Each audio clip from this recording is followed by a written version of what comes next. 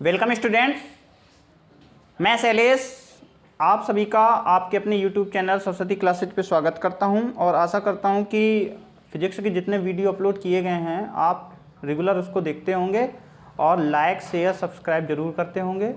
तो इसी अपनी सीरीज को आगे बढ़ाते हुए हम गति का जो पहले दो वीडियो अपलोड किए जा चुके हैं उन्हीं के आगे हम गति के पार्ट 3 पर डिस्कस करते हैं। जैसा कि हमने पहले अपने सेकेंड गति के पार्ट 2 वीडियो में हमने एक ग्राफ पर डिस्कस किया था डिस्प्लेसमेंट और टाइम पर, और उसमें बताया था कि किस तरीके से उसका बिहेवियर होता है, किस तरीके से उसमें जो प्रवणता होती है वो डिसाइड करती है कि किस पार्टिकल्स की चाल ज़्यादा होगी।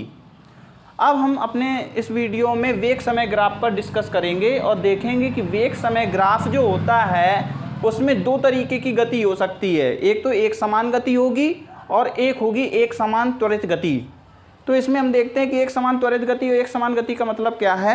यदि कोई जैसे वाहन चालक है वो अपना वाहन चला रहा है और समय के साथ उसका वेग परिवर्तित ना हो, वो वाहन जो है एक समान वेग से गति करे, तो वहाँ पे जो ग्राफ का ढाल होगा वो वेग क्या रहेगा वहाँ पे नियत, तो समय अक्ष के समांतर रेखा प्राप्त होगी। जब वेग समय ग्राफ बनाएंगे तो उसमें एक समान गति के लिए समय अक्ष के समांतर सरल रेखा प्राप्त होगी। यही क्वेश्चन आता है कि कोई वाहन चालक है वो अपना वेग परिवर्तित नहीं कर रहा है और एक समान रूप से अपनी गति को बनाए रखता है, तो निम्न में से कौन सा ग्राफ सही होगा, और उसमें दे देगा कि वेग अक्ष के समांतर सरल रेखा, समय अक्ष के समांतर सरल रेखा, समय अक्ष के समांतर परिवर्ती रेखा और हॉरिजॉन्टल एक्सिस से कोई कोण बनाते हुए रेखा।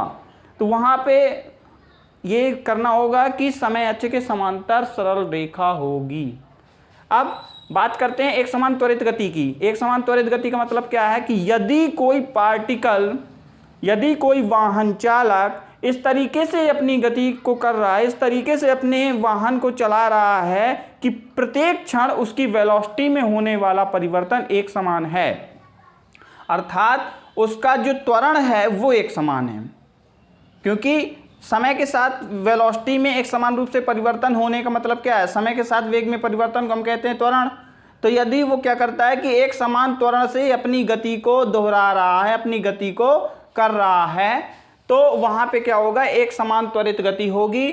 और एक समान त्वरित गति में वेग और समय के बीच जो रिलेशनशिप होता है वो एक्स और वाई ग्राफ पे जब हम इसका आलेख बनाएंगे, ग्राफ बनाएंगे, तो ये क्या होगा कि हॉरिजॉन्टल एक्सिस से कोई ना कोई कोण बनाते हुए एक सीधी सरल रेखा प्राप्त होती है।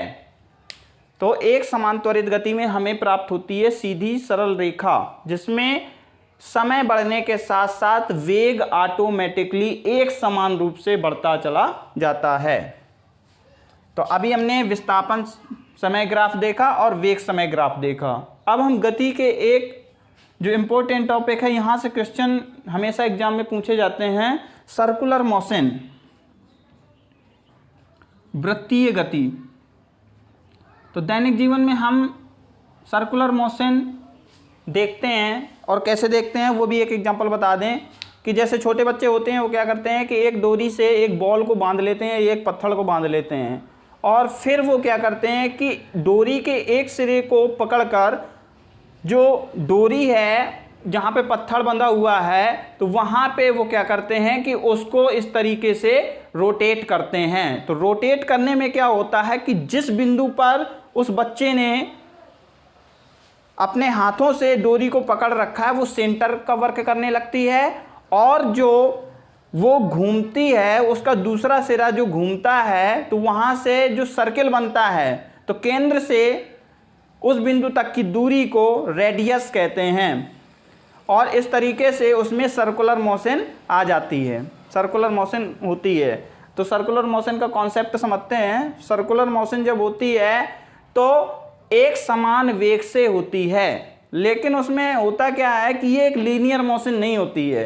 सर्कुलर मोशन में वेग तो एक समान होता है, लेकिन वेग की डायरेक्शन प्रत्येक क्षण चेंज होती रहती है, जिसके कारण एक्सीलरेशन जो होता है वो जीरो नहीं होता है।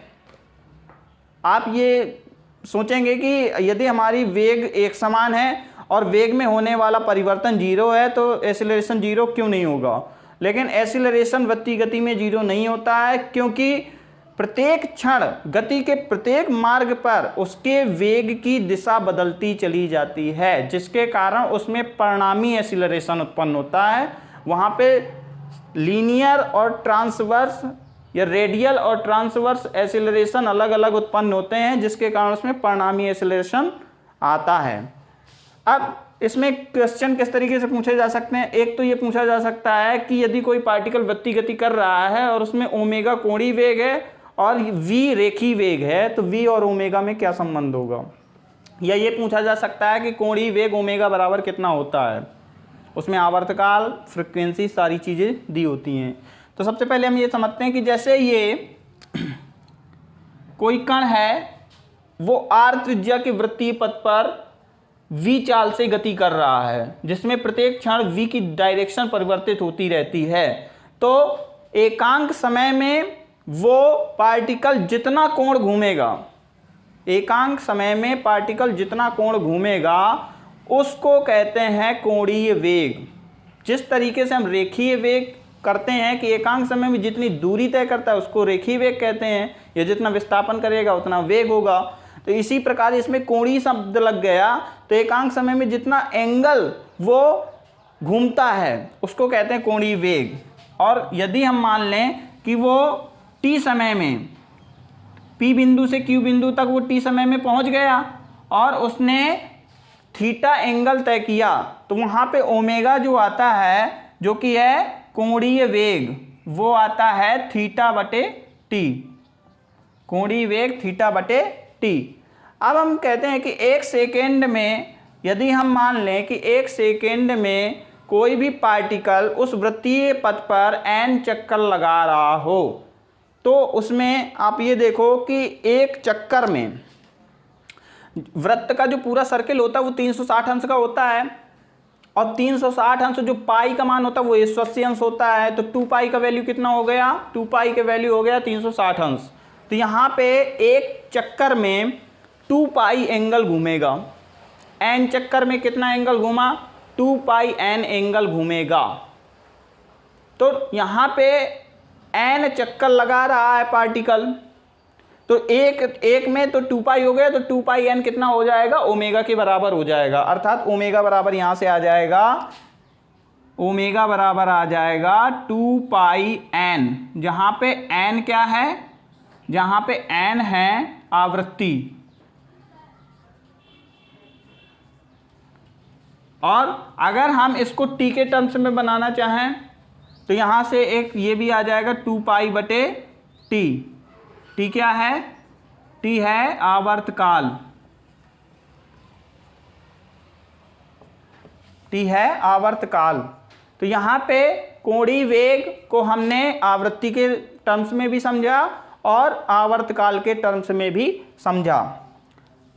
तो n चक्कर लगा रहा है, तो एक सेकेंड में इसके द्वारा कितनी दूरी तय की जाएगी। तो आप ये समझो कि परिधि जो होती है, परिधि में n चक्कर लगाता है, और जब वो एक चक्कर लगाता है तो एक परिधि तय करता है, वृत्त की परिधि को तय करता है, और वृत्त की परिधि होती है 2 पाई r, और n चक्कर लगाएगा तो वो कितनी दूरी तय करेगा, 2 पाई r n। तो यहाँ पे रख देते हैं, एक सेकेंड में चले दूरी कितनी हो जाएगी, वृत्त की परिधि गुणा स्मॉल n।